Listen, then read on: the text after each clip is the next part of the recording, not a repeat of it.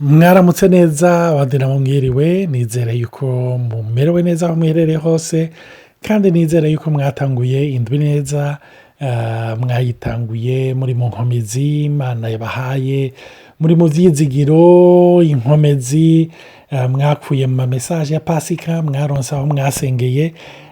Nizere yuko ari igihe gishasha, igihe co kubona Imana, co kunywana n'Imana mu rugezo rudasanzwe. Yesu hari ijambo avuga nkunda cane muri mu butumwa bwiza bwa Yohana ikigabane ca 17 ku murongo wa 3, aho avuga ngo kukumenya wewe Mana imwe rudende n'uwo watumye nibwo bugingo budashira.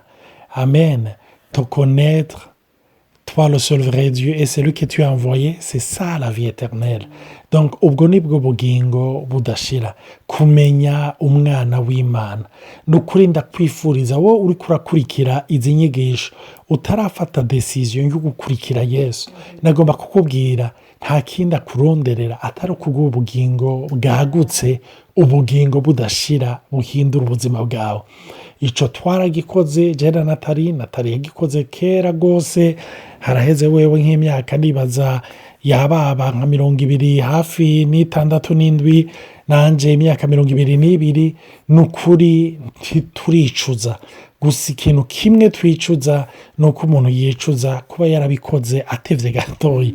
Natali we yarakiri muto gose, ariko nagomba kubabwira ngo Yesu yakoze ibintu bikomeye mu buzima bwacu. Yesu ni muzima.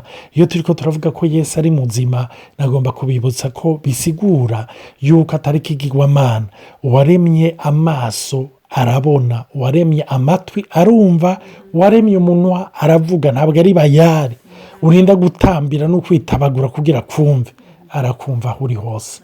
Rero kaze muri baho, kaze mu biganiro aho duhamagariwe kubaho ubugingo bwagutse, aho duhamagariwe kubaho amahoro n'abantu bose, aho duhamagariwe kubaho mu gifaransa ndabivuze neza, on est appelé à vivre et non à survivre. Haleluya. Et non pas seulement à exister, duhamagariwe kubaho. Kaze rero turi kumwe na Natali, umugore wanje ni Olivier, nanje umugabo wiwe. Hama kaze hinge ndamubahe nawe abaramutse. Ndasubiye kubaramutsa kandi nukuri nibakwe twagiriwe gushobora gusangira namwe aya mateme, ibi vyiyumviro. Turanahezagurwa cyane iyo turonse n'ibibazo bivuye muri mwebwe, kuko biragura biganatuma tunarimbura. Sinshobora kuhagarika gushimira n'ukuri cyane cyane n'abadusengera. Imana ibahezagire cyane, ibahezagire vy'ukuri. Uno munsi turaza kubandanya kwica kuca cyiyumviro, twako turavuga ku vyerekeye ukumenya ico turi, kandi tuzofata umwanya ukwiye twirambuye kugira dutahure. Hari abantu benshi batwandikiye batubwira ati nukuri turahezagirwa. Hari n'abatwandikiye ati none ugasanga nk'umuntu ataramenyeye kuza atwishuza akatubwira ati datumbeho no musi nturungika ntereka none yasuno musi tuzorungika umunsi uyu n'uyu. Rero twashaka kubashimira vy'ukuri, tubwira tubandanye kuri ico kintu cyo kumenya ico turi, kuko bene data tutamenya ico turi, abantu bazotubwira ico turi kandi tutari. Ibintu bizotubwira ico turi kandi tutari. Satani azoca mu bibazo mu ma circonstances yose kugira tubeshe, atubwira ico tutari, kandi turi abantu beza cyane bazima. Yesu yemeye kudupfira ku musaraba. Ni wowe uri umuntu vy'ukuri Yesu yemeye kuza ku isi, nuko ufise agaciro kadasanzwe, ngo dufise agaciro kari hejuru kure gose n'abamarayika. Rero bikwiriye yuko tutatuheza kwishushanya n'ivy'isi muri rusange, naho tuba muri iyi si, ariko ntitwishushanye nkuko twabibonye mu vyufise, mu mahera, mu mazu, mu miduga. Ubu tuza kuvuga ku vyerekeye ama réseaux sociaux. Ni ikintu gisa nk'iri gishasha, kuko ntikimaze imyaka myinshi gose, ntikirenga imyaka 10, kandi ntikiri no muri Bibiliya ku buryo uvuga uti inverse hariho umurongo munaka uza kuvuga kuvuga kuri Facebook cyangwa kuri Instagram.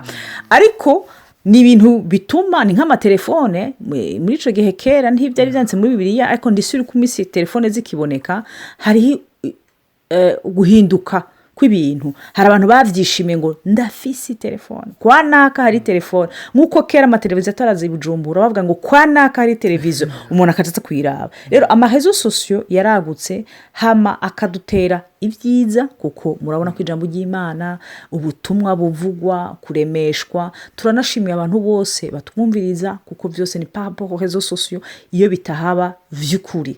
Hari abantu batwumviriza tutazi n'ingene basa ariko twumva ko tubaremesha. Hari abatwandikira, hari abo tutopfuye tunavuganye. Nukuri hari abantu benshi bari Burundi, bari Bujumbura, bari Kigali, hari abagenzi twaronse nukuri bivuye muri aya marezo sosiyo. Abantu b'inkora mutima ubumvirije utangura guca bugufi uti Imana babwandi urakora ibitangaza kabisa. Hari ntayo mwumvirije abantu benshi baduhaye z'ama audio twamaze kubarungikira. Hari n'abandi tutanavuga.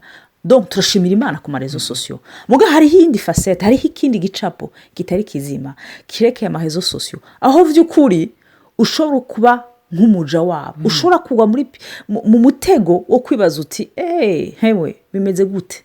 Umuntu akagira ikibazo. Twarabonye ko amarezo sosiyo ashobora kukwica pe bien sana akakwica akaguhamba. Hariho n'inyifato zimwe ugasanga peut-être zisanzwe ariko kuko wazishize ku marezo sosiyo ugasanga ziragutuye gushize mu kibazo. Hari abantu benshi, hari n'amategeko yatangiye kuzaraboneka ugasanga ubona n'abakoresha cyane nko hanze bagiye bagasuzuma Facebook abona ivyo wavuze bavuga ati kubera wavuze bijya bintu twe turagukuye. Urumva hari n'amategeko mashasha atangiye kuza kubera iki kuko naho ari nk'ikigari abantu bose bavugira ko hariho ibintu kenshi dukora ugasanga bigiye gushira habona uko twibona canke bishobora no kwica ico turi vy'ukuri canke tukananyegeza n'imibabaro ugasanga twamatwerekana ko tutwenze tumerewe neza arikindane twarapfuye. Sinzi ico ibyo bivuga ko murumva ico tugomba kuvugana ko ni muri ca kintu nyene ca identité. Donc mbega muri iki gihe epoke novuga y'amarezo sosiyo, urubuga rwa Facebook, rwa Instagram canke rwa TikTok canke rwa Twitter, mbega urinde. Ndibuka umunsi umwe nigeze yari post migana nanditse iyo naheruka kwandika abantu bari bayikunze haba malayika amajeme ababikunda benshi. Donc mu nyuma iyo nanditse après haca haba nk'ica kane cy'abantu bari bakunze ya mbere. Donc berekanye ko bakunze beneda ndijirirwa mbabarira ndambererwa nabi ndagira agahinda. Numva rero Imana irambajije ngo mbe Olivier urinde. Nagomba kukubaza nawe mbega urinde iyo waronse abantu benshi bagukunda. Mbega urinde abantu benshi bashimiye ijya foto washize ko uri mu karesitora, uri ahantu heza cyangwa uri kuri pisine cyangwa uri hehe. Mbega urinde abantu bayikunze cyangwa abantu batayikunze. Mbe wumva ufise agaciro kamwe cyangwa iyo wumva agaciro kawe kagabanutse. Ibi gituma turi ko turabivuga cyane ni uko kumbure niba bitaragushikira nagomba kukubwira ngo hariyo abana bageze aho biyahura kubera bumva yuko badakunzwe baba bazi igituma. Donc iyo impression ntiyigeze yigira gushika amaze kugurura novuga konte kuri rezo sosiyale imwe canke iyindi, maze ingene yenteragisa n'abandi. Iyo ahuye n'abandi bakamubwira ngo warabonye ifoto ya naka, abantu bashika 1000 barayikunze, canke warabonye video ya naka, canke warabonye kakane yagize, bwawe akabona yamara abantu 2 3 badugije kagakumu. Urumva akumva yuko umenga isi yose iramwanka, akaca yumva yuko yijiriwe.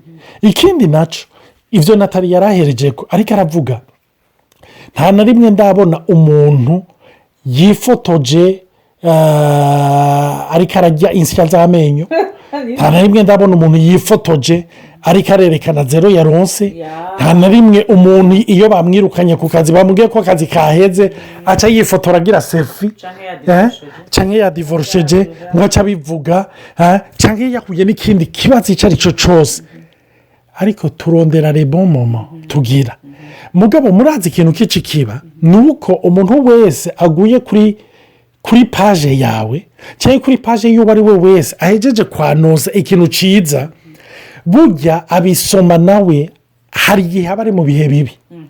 sikife yuko ariko aradehura amapaje aca ahura n'abantu barenga 200 azi, kandi bose bamwe berekanye bari ahantu bariko barafungura neza, ahandi basohotse baryohewe, ahandi kumbure yaronse diplome, kumbura n'ibindi ukaca umenga abandi bose ubuzima bumeze neza sofu bwabo.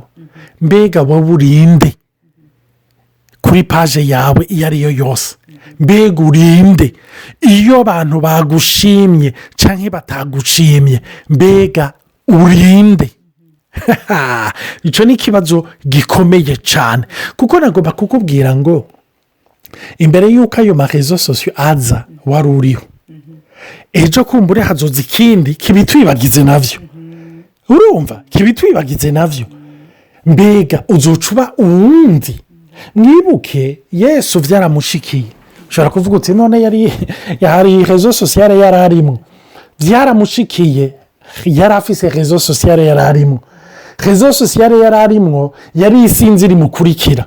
None kuri Facebook ntufise abo bita aba followers, ntufise abagusuiva abagukurikira. Yesu yari afise aba followers. Umunsi umwe atangura kubabwira yuko azoja ku musaraba agapfa, atangura kubabwira ngo umubiri wiwe ni ibyo kurya byo kurya, ababwira ngo amaraso yiwe ni ibinyobwa. Abantu baca barashishwa bumva yuko ibyo ariko arababwira bitagira umutwe n'amaguru, ngo baca baramuvako. Batangiye kugenda arahindukira abwira abigishwa biwe ati mweho ntimugomba kugenda.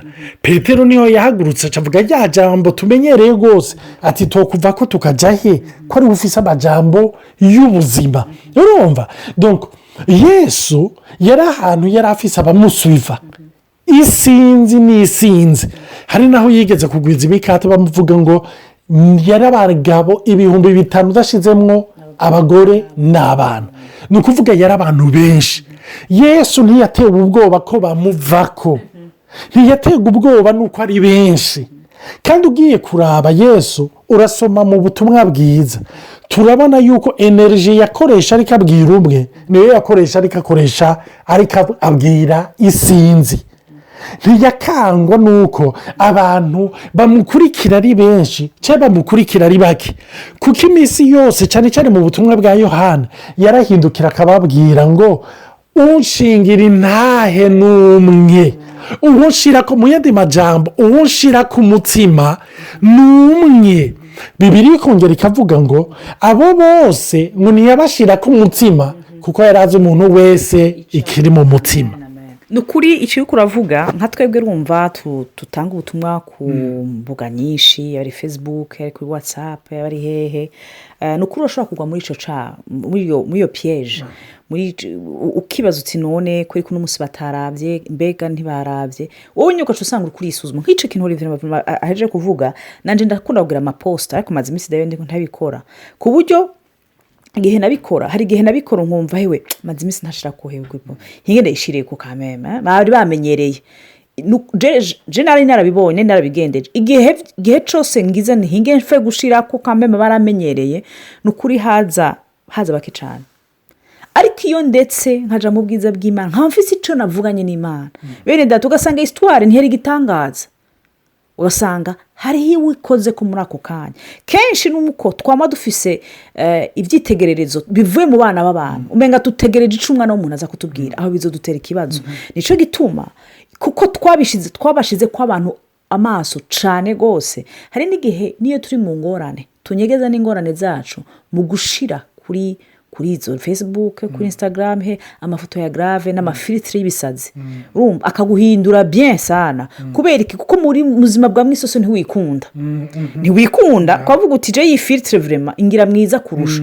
Esko gusa neza kwipodera kubisuku nibibi? Oya mugabo iyo wamuri urindiriye yuko basi n'icuma kiguhindura ngenusa, ugasanga ngaho vy'ukuri birazanye ikibazo. Rero nibaza ko intambara ya mbere ingorane surubuga muri rusange. Ikibazo vy'ukuri si Facebook, si Instagram, si iki. Ikibazo n'imitima yacu dufise. Sivyo? Mu majambo make nitwe dutegezwa gupima hari abantu benshi nk'uko wareje kubivuga ubimenya bagize mariage ariko bakubitanye imangumi nabo bubakanye ntibabishyira kuri Facebook kandi nivyo ikibazo si ukwararaza ubuzima bwacu ni byiza gushima hari ibihe byiza wabyaye nuko hari abantu usuruka natora umwaheruka kubona na kera n'ukuri hari ibintu byiza cyane ariko intambara ihari n'ukurinda umutima wawe ijambo ry'Imana yatubwiye ngo protège ton cœur plus que toute autre chose car de lui viennent les sources de la vie. Rero ikibazo no hava mbaza nti none ico nanje nagira ndakubaza ikibazo no hava mvugaza nti none umuntu bibigenza gute yo pima gute yo menya mbega ngaha darengeje canke ikimenyetso cerekana ko nagiye mota aha nafatitse ndiko ndanyerera ntabizi co bari iki nanje narifise ikibazo ndakubaza mu mwanya ariko igikuru iyo turiko turavuga ibinye umega turiko dutanga ivyagezwe vy'ivyo umuntu uko ategerezwa kubikora nuko ategerezwa kubikora oya umve nta cyagezwe na kimwe shirako ifoto uko ugomba bikore uko wahora ubigomba ariko ni nkaho dusa n'urika arakebura akavuga ngo umve ivyo ukora vyose wibuke yuko burya hari n'abarayikinga atari uko barayikinze ico wavuze ico nagomba kukikubwira la preuve nawe uri kuranyumviriza hari ibintu urayikinga atari uko barayikinze ariko ni naka yararayikinze ejo ivyo narayikinze reka ndabirayikinge ofete n'ibintu ijisho kurindi iryinyo kurindi iciza ku kindi ujya nawe amaze iminsi atarayikinga bob no gutererana n'ikimazi yaranze ni ikimazi reka nanje ndamuha ikimazi ca like niki urumva l'importance ico ukora canke ico udakora ariko ni mbega niyihe satisfaction biguha kuko wibuke Pawulo arabwira ab'Ifilipi munezerwe mu mwami ndabisubiyemo munezerwe mu mwami niko abivuga ati je ne cesse de répéter toujours la même chose car pour vous cela est salutaire donc si ndabisubiyemo munezerwe mu mwami mu yandi majambo bisigura umve perimetre y'ukunezerwa iri mu mwami ibisigaye nukuri ko umuntu yarayikinze Imana ishimwe atarayikinze mbega urashobora kunezerwa batarayikinze aho niho Yesu agomba kukujana kuko Pawulo yashitse ahantu aravuga ngo nize kunezerwa mfise niga kuryoherwa ntafise ngo kuko byose ndabishobozwa n'umpa inkomezi rero iyo ni piège nagomba kuvuga kukwibutsa ngo odora ya like na no like odora ya comment na no comment odora ya abonema no kutiyabonesha tumaze iminsi tubabwira kwiyabonesha tumaze iminsi kuko turifuza yuko ibituvuga nukuri byo kumva abantu benshi ariko nagomba kubabwira odora yibi mwibuke yuko ico turiko turakora Yesu yaravuze ngo ntukarondere gushimwa n'abantu ngaha ku isi ariko kuko niwashimwa n'abantu umve urarangije uraheje kuronka impera yawe ariko ngo urondere gushimwa n'ijuru bene data numva nico kintu ko tugaruka kuri l'essentiel nagomba kubabwira iyo piège ibindi ko ndababwira n'ibintu tugwa mu ntambara ya buri munsi nico gituma ari byiza cyane kwama tuvyibuka afite ikibazo nanje nagomba kukubaza aho wavuze uti hari igihe numva ngo nandike ngire poste canke ukavuga uti maze iminsi ntayigira ariko ndabigire iyo bindabigize ukonye ntibikunda umenga donc ikibazo nari mfise none kugira umuntu ashira ikintu kuri réseaux sociaux yiwe nuko yomanza kubaza Imana ico ni kibazo kumbure abantu bashobora kwibaza hama kumva yuko vy'ukuri vyakoze ko abantu nuko vyakunze benshi canke bake ni ikibazo cyiza cyane en fait nkuko twadoje kubivuga kugira ndabinyarutse iyo bishitse by'ukuri bivana n'intumbero umuntu afise kuko jewe narahisemwe yuko igihe cyose nzoza ndakoresha urubuga rwose rwa Facebook canke ahandi WhatsApp ho nuko ushobora kuganira n'abantu personnellement cyane cyane nko kuri Facebook aho nkunda gushaka ama post nari navuze nti Imana ikintu ushaka kuza ndashirako si byo mu miryango si ivyiki sauf nk'umuntu mbuze mu façon spéciale cyangwa umuntu tureke izo parti rero narafashe ingingo y'uko nzovuga iby'ijambo ry'Imana.